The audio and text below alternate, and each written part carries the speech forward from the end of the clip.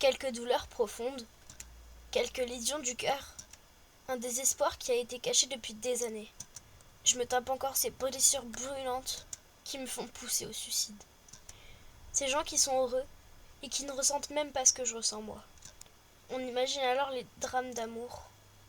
On soupçonne des désastres d'argent, mais comme on retrouve jamais les lettres précises, on marque sur des petites lettres. Des lettres mystères. Une lettre trouvée sur la table, la personne à qui tu l'as écrite la lit et s'effondre par terre. Elle n'imaginait même pas à quel point tu souffrais, mais elle ne le voyait pas. Le soir, quand tu rentrais des cours, personne ne te posait la question. « Salut, ça va? Ta journée s'est bien passée ?» Non. Toi, tu ne calculais pas. Tu courais dans ta chambre à rien foutre, à te mutiler toute la journée. Un jour, t'as été dans la cuisine et t'as pris un couteau. T'as pris tout ce qui avait une lame.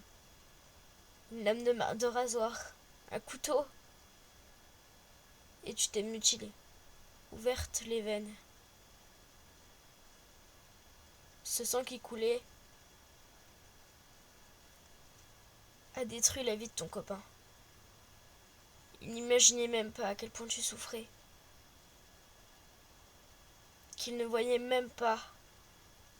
Il ne pensait même pas à toi. À chaque fois qu'il pensait à toi, c'était juste pour le shopping et les choses comme ça. Mais or, un âme s'est échappée. L'âme de mon corps. Cette lettre de suicide que j'ai écrite maintes et maintes fois, et qu'avant de la laisser sur la table, je l'ai relisais et les relisais. Mais toujours en pensant qu'elle était l'une. Mais là, c'est bon, je me suis lancée. Je suis rentrée des cours. Tout le monde m'harcelait. J'en avais marre. Je suis allée dans ma chambre. J'ai pris une lettre qui était dans mon placard et je l'ai plaquée sur la table. Je me suis pris un couteau. J'ai été dans la salle de bain. Je me suis fait couler un bain. Je me suis éclaté les veines. Et je me suis planté un couteau. Mes paupières étaient de plus en plus lourdes. Je commençais à m'en pouvoir respirer. Ça y est. Maintenant, je me retrouve avec un corps sans vie. Maintenant, ta petite sœur vient dans ta chambre et voit que tu n'es pas là. Alors, elle va dans sa chambre et elle ne te voit pas non plus. Alors, elle va dans la salle de bain.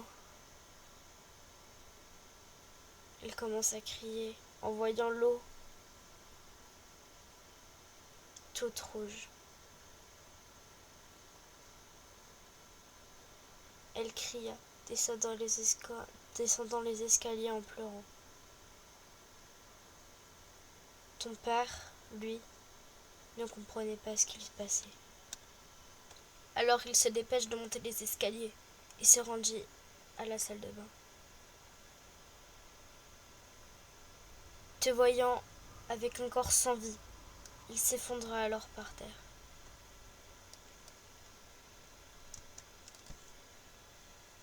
Quelques jours après, au lycée, la principale annonça alors ton décès, ton suicide.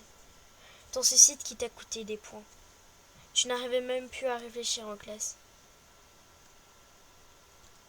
Ton ex-petit copain qui t'a largué parce que tu te faisais trop traiter et lui devenait comme toi. Il ne pouvait pas subir ça.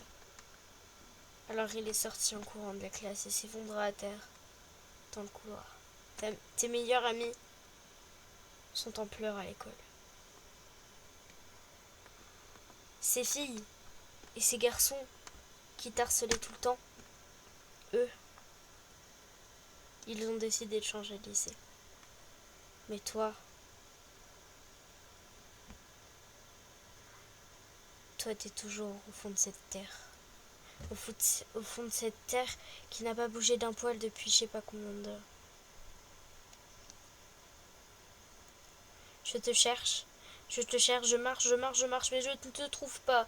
Dis-moi où tu es, s'il te plaît, je veux te retrouver. Je te retrouverai jamais.